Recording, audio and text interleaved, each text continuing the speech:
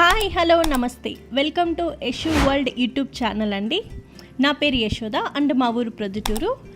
ఇదే నా first YouTube video అండి అండ్ మీ అందరికీ నచ్చుతుందని ఆశిస్తున్నా. అలాగే దేవుడి బ్లెస్సింగ్స్ కూడా తీసుకుందామని వేల సంవత్సరాల చరిత్ర ఉన్న మా ఊరి మహిమ గల శ్రీ ముక్తి రామలింగేశ్వర స్వామి టెంపుల్కి వచ్చానండి.